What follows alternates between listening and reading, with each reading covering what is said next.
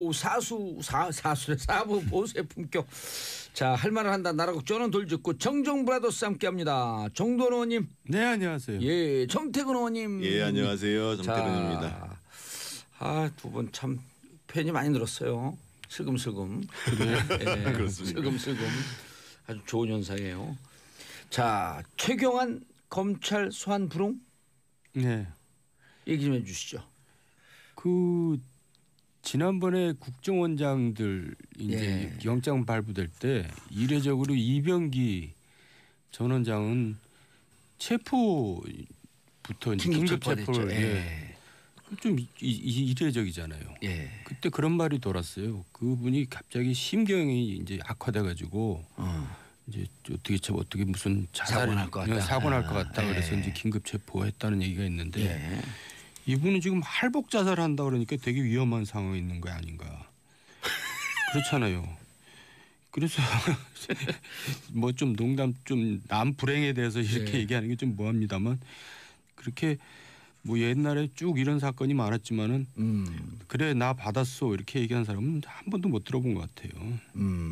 내일 10시에 출석하라고 통보했어요, 검찰이. 근데 순순히 응하지 않을 것 같다 이렇게 지금 예측하고 있는 거 아닌가요? 본인이 응하지 않겠다 이렇게 발표했죠. 얘기했죠. 예. 본인이 사실은 결백하다고 얘기하면 출두를 하셔야죠. 그래서 조사를 받아야 되는데 우리 앞에 계신 정도원 선배님 같은 경우가 옛날에 이제 그 저축은행 사건에 돈을 받았다고 그래가지고 이제 검찰의 현역 의원 당시에 조사를 받을 때 정도원 의원님은 이제 본인이 직접 자진 출두했어요. 소환해갖고 조사 받으니까 자진 출두해서 조사 받고. 자진 출두를 했고 그랬음에도 불구하고 그 구속영장이 청구돼가지고 국회에 이제 체포동의안 표결이 들어왔죠. 그래서 이제 체포동의안 표결이 들어왔는데 그게 부결됐어요. 그래서 이제 불구속 재판을 받았거든요. 그래서 최경환 의원님도 사실은 그 얘기 좀 해주시죠. 왜냐하면 그 사람들이 기억이 좀 멀리 떨어진 거니까 정도원 의원님 케이스. 그러니까 최경환 의원도 결국은 이제 국회 지금 회기 중이라서 체포를 못 하거든요.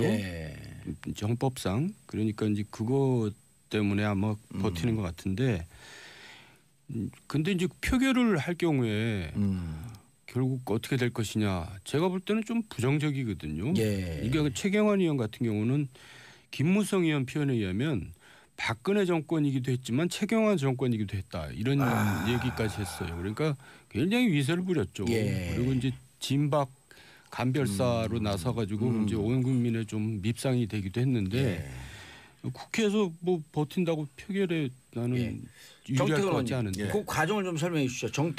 정도원 의원님 그때 당시에 그때 이제 솔로몬 저축은행 그 임석 씨로부터 이제 그 돈을 받았다, 정치자금을 부정하게 수수했다라는 혐의로 검찰이 이제 조사를 한 거예요. 근데 이제 실제로는 안 받았죠.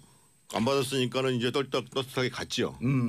갔는데 어떻든 그 이상득 의원하고 같이 받았다라는 형식으로 해서 구속영장을 청구한 거예요. 그래서 이제 국회에서는 그게 이제 부결됐고 체포. 그래서 이제 1심 재판을 불구속 상태에서 받았는데 1심 재판부가 그거를 유죄로 봐야 된다. 같이 받은 거로 봐야 된다. 해가지고 법정 구속됐어요. 그 추운 날이었는데 그래가지고 또 2심에서도 또 이제 유죄가 판결 나가지고 10개월을 처음에 이제 1년 받았다가 10개월로 줄어들었죠. 그래서 다 10개월을 살고 나와서 상고심에서 대법원 판결에서 무죄 취지로 파기 환송된 거죠. 그럼 10개월은 생징역을 산 거예요? 살았죠. 그럼 어떻게 되는 거예요, 이거는? 그래가지고 제가 보기에는 그게 이제 보상금을 아마 이제 혐의가 없는 사람을 징역을 살렸으니까 국가가 배상금이죠, 배상금. 배상을 해가지고 배상금을 꽤 많이 받으셨는데 어디다 좋은데 기부하셨다는 얘기 들었어요. 얼마 받으셨어요, 배상금은? 6,350만 원 받았는데 굉장히 멋있는 척하면서 기부를 했는데 지금 생각해보면 좀 아까운 것 같아요. 근데 그 사건을 사실 그 대통령 이명박 대통령 재임 기간 중에 이제 헌정사상 처음일 거예요. 이제 형이 바로 구속이 됐거든요. 재임 중에 저축은행 사건. 그러니까 이명박 대통령께서는 타격이잖아요. 그러니까 이제 여야 의원 하나씩 끼워 넣기를 한 거예요. 불타기로. 그래서 이제 박지원하고 저하고 이제 의원하고 둘이서 이제 수사를 받게 됐는데 박지원 의원도 무혐의가 됐잖아요. 결국 무혐의 됐죠. 근데 이제 불체포 특권이라는 게 굉장히 국민의 지탄을 받는 부분인데 한 가지 좀 또 억울한 경우가 있어요. 저 같은 경우는 체포가 돼서 내가 영장 심사 내가 받으러 가겠다 내 발로. 근데 내 발로 갈 수 있는 방법이 없어요.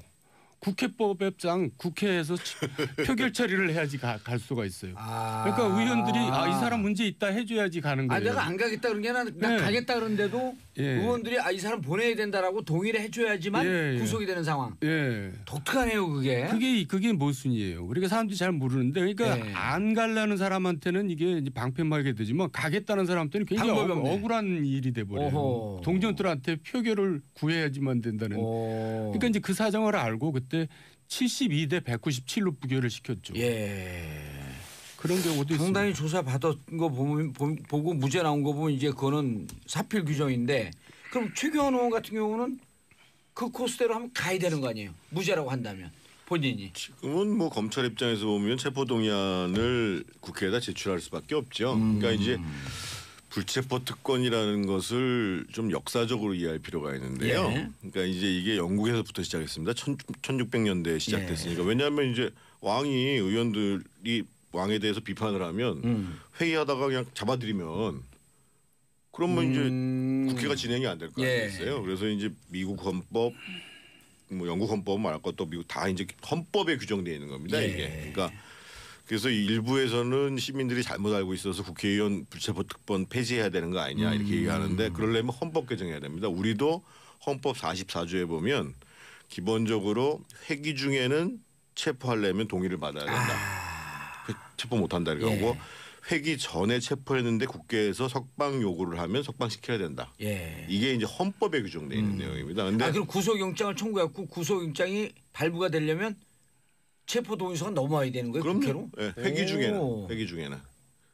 그래서 이제 이것이 이게 이제 옛날에 이제 예를 들면 뭐 박정희 정권 시절 같은 경우에는 그런 경우 많았잖아요. 막 주워다 폐기도 했고 그러잖아요. 국회의원을. 그렇죠. 그래서 이제 근데 이제 정부가 이제 문민정부 되고 민주정부가 되고 나서 사실은 국회의원들이 자기의 비리를 방어하는 수단으로 쓰니까 이거를 이제 이렇게 하면 안 되겠다. 그래서 이제 2005년도에 어떤 법안이 생겼냐면 국회법상 체포동의안이 들어오면 24시간 이후 72시간 내에 무조건 표결 처리를 한다. 그래서 이제 국회의원들이 판단을 하는 거죠. 저 사건으로는 저 사람은 들어가야 된다, 말아야 된다. 이걸 판단을 한다는 거죠. 그런데 덧붙여서 제가 말씀드리고 싶은 것은 아까 2부에서도 이제 그 구속적부심 얘기가 많이 나왔는데 저는 이제 문재인 정부에서도 그게 안 되긴 했습니다만 일단 수사 자체는 불구속 수사가 원칙이잖아요. 그런데 그게 이제 어떤 정부가 돼도 그게 적용이 안 돼요. 그래서 저는 그 원칙적으로는 불구속 수사를 하는 것을 어떤 정부라도 좀 제대로 실천하고 대신 피의자 예를 들면 지금 최경환 의원 같은 경우가 거론되잖아요. 불구속 수사가 원칙이 되면 피의자가 사실은 조사를 안 받는다고 한다는 게 이상한 거예요. 받을 건 다 받고 불구속 재판하고. 그렇죠. 그게 이제 저는 그 민주주의의 발전이고 인권의 보호고. 그 전보다는 이제 구속률은 많이 떨어졌어요 지금. 그러니까 그 제가 대북송금 특검에 갔던 변호사 얘기를 들어봤더니 그분이 이제 그 민변에 속해 있었고 뭐 참여연대 간부를 했던 분이거든요. 근데 이제 대북송금 특검에 차출을 갔어요. 그래서 열심히 하는데 평소에 소시는 불구속 수사인데 이게 특검에 딱 가니까 구속시키는 게 관례라는 거예요. 그래서 굉장히 괴로웠대요 사실은. 근데 그래서 제가 왜 그러냐 그러면 이게 구속 수사를 하는 거하고 불구속 수사하는 거는 엄청난 차이랍니다. 구속 수사가 너무 편하다는 거예요. 편하죠.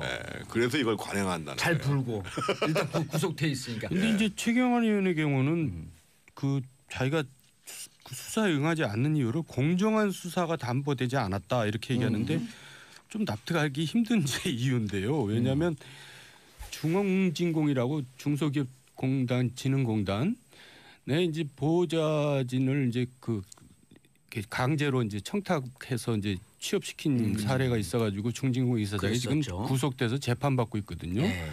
근데 부탁한 사람은 조사도 제대로 안 하고 부탁 받은 사람은 구속시켜서 재판받고 그때 이제 박근혜 정부 시절이니까 굉장히 불공정했어요.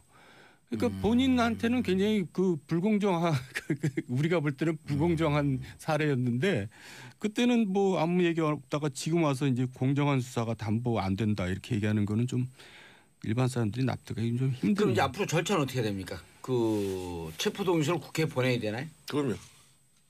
아마 이제 그 원래는 회기가 12월 9일로 끝나게 돼 있잖아요. 예. 근데 이제 12월 9일 끝나고 난 다음에 또 법안 때문에 회기가 연장될 가능성이 있어요. 그러니까 예. 만약에 회기가 예정대로 끝난다 그러면 검찰 입장에서 보면 이제 12월 10일 날 불러들이면 되는데 회기가 아니니까. 네, 불러들이면 되는데 문제는 국회 회기가 임시국회가 연장이 된다.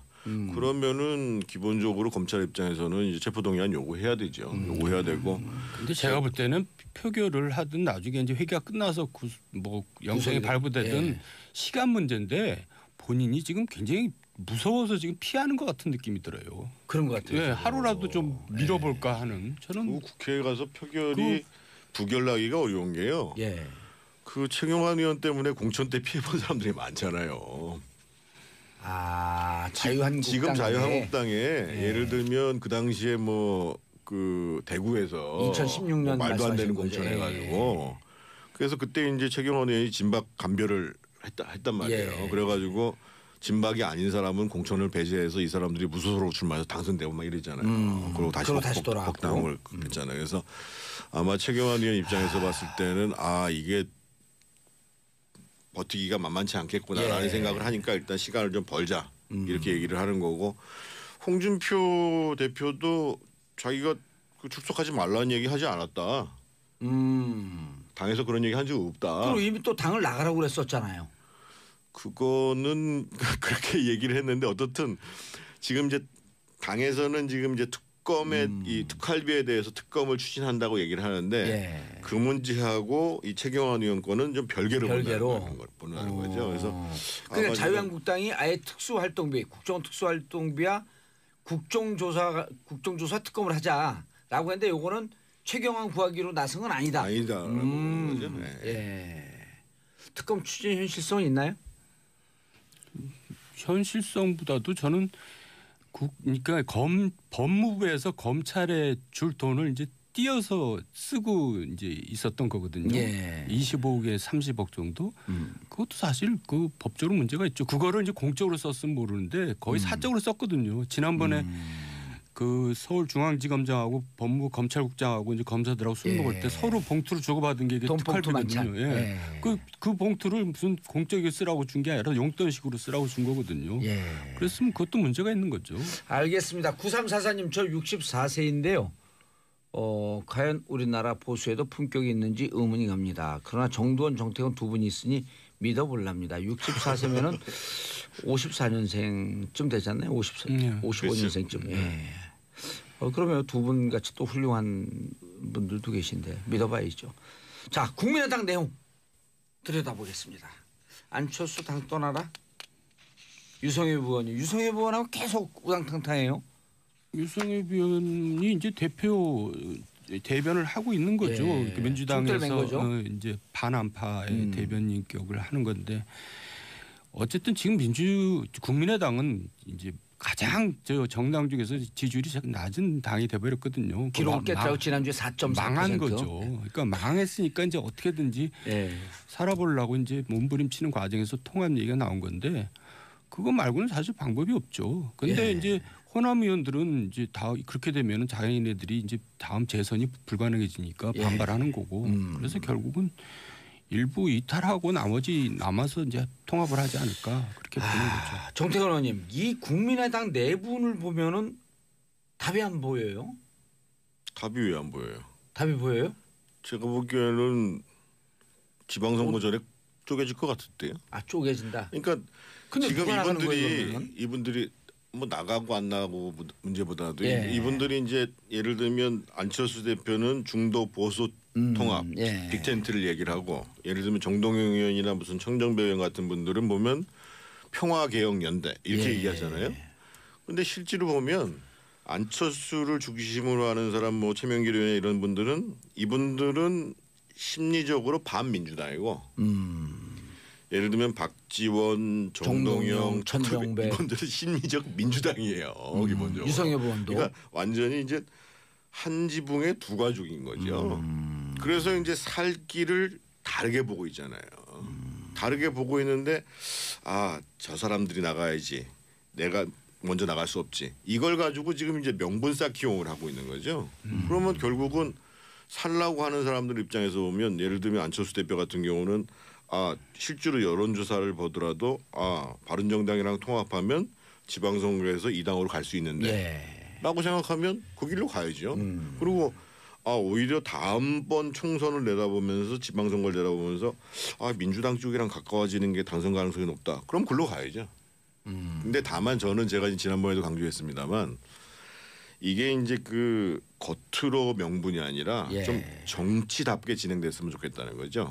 예를 들면 바른정당하고 국민의당 안철수 쪽 계신 분들이 통합을 하려면 일단 이분들이 생각이 맞는지를 먼저 검토를 해야 돼요. 계속 그 주장하셨잖아요. 그래서 이제 지금 정책연대를 한다고 얘기를 하는데 그러면 지금 예를 들면 독일 같은 경우가 그 총선을 치르고 난 다음에 2달 동안에 이제 연립정부를 구성 못 해가지고 메르켈이 이제 배수회전을 쳤잖아요. 만약에 더 이상 안 되면 선거 다시 하자 이렇게 나왔단 말이에요. 근데 그 정책 그러니까 그 연립정부 구성이 안 되는 이유가 정책에 대한 협의를 계속 하고 있는 거예요. 그래서 협의된 정책을 가지고 이 정부는 쭉 간다.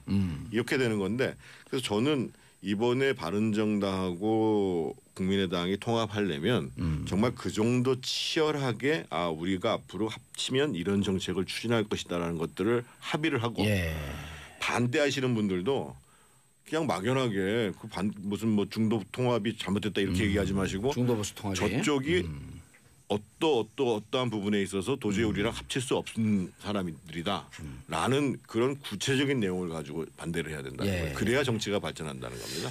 국민의당 바른정당 정책 연대 추진 합의 어떤 정책에 공감대가 있을까요?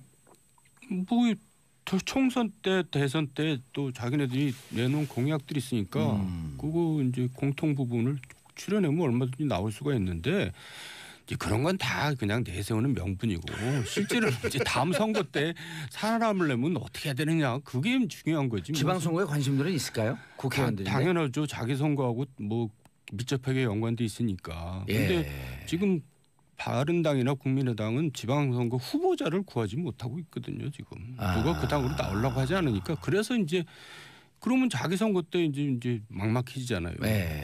그러니까 이제 저렇게들 하는 거지 뭐 정책연합 뭐 이런 거는 사실 뭐 내 겉으로 내거는 거예요. 근데 안철수 의원은 정치적 승부수를 띄웠다? 그렇죠. 없잖아요, 그분이 이제. 여태까지 뭐 여러 시도를 하고 된 게 하나도 없고 맨날 철수만 했는데 제가 볼 때 이번에 이제 마지막인지 또 할지 모르지만은 시도를 또 했는데 이번에 안 되면 이제 짐 싸야 되지 않나 싶어요. 그분도. 어떻게 전망하세요? 또 철수 안 할 것 같은데요. 이번은 뭐 강하게 드라이브 걸고 있는데 또 철수냐 이렇게 얘기가 나오는데 제가 보기에는 내년 지방선거 때 안철수 서울시장, 남경필 경기도지사 이렇게 후보 나오면 그러면 지금 자유한국당에서 내보낸 후보보다도 훨씬 괜찮지 않을까요?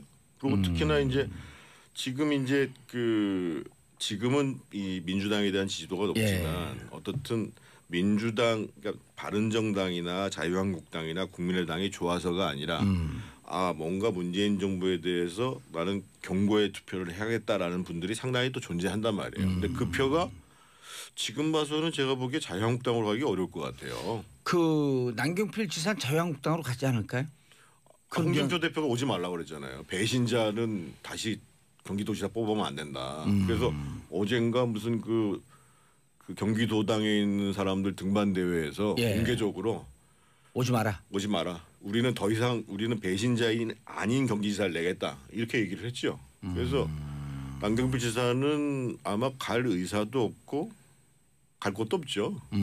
승부를 봐야죠. 그럼 바른정당에서 제가 보기에는 그 안철수 서울시장, 남경필 경기도지사 후보 카드면 수도권에서는 자유한국당보다는 훨씬 더 민주당을 대적하기가 좋은 모양이 될 것 같은데요. 그렇다고 자유한국당하고 단일화나 이걸 할 수 없을 거 아니에요. 갈라질 텐데 그럼 지지표가. 자유한국당하고 자유한국당에서 지금 서울시장이 제가 얘기하면 너무 좀 심한가요? 자유한국당에서 지금 경기도지사나 서울시장 내보낼 만한 사람이 딱 떠오르는 사람이 있나요? 후보가 없어요. 근데도 불구하고 저 사람 안 된다 이렇게 홍준표 대표가 하는데 그건 이제 감정의 정치이면서도 한편으로는 뭔가 자기한테 대적할 만한 사람은 못 들어오게 하는 거예요. 그렇죠. 그러니까 이제 쪼잔한 정치를 하는 건데 그래가지고 자유한국당이 뭐가 미래가 있겠어요. 근데 자유한국당에서 서울시장 또 준비하는 사람들이 질비하게 서 있잖아요. 아니요, 없어요. 그래요? 예. 뭐 속으로야 뭐 자기가 김용태 의원 나모 의원도 있고 홍모 전 의원도 있고 뭐 가능성들이 희박하죠. 부분이 크게 없는 거니까 안 되긴 안 될 것 같은데 그러면 그 두 분을 해놓고 자유한국당에서 어쨌든 낼 거 아니에요. 후보를 안 낼 수는 없잖아요. 그래서 저는 표는 나뉘어줄 것이고. 그러니까 이제 최근에 이제 물론 국민의당에서 발표한 여론조사이긴 하지만 지금 이제 반 문재인 정부에 있는 분들이 선택을 하겠죠. 어디다 몰아줘야 되는가를 고민하겠죠. 알겠습니다. 안철수, 남경필 지사 하면 일단 그 지방선거 한번 좀 해볼 만하겠다. 그럼요. 저는 수도권에서 충분히 가능하다고. 알겠습니다. 두 분 인사하시고요. 네, 수고하셨습니다. 벌써 끝났습니다. 자, 저는 내일 10시 5분에 다시 돌아오겠습니다. 평화를 사랑하는 대한민국 국민 여러분 정도는 이미 나가고 계시고 땡큐 피스 코리아.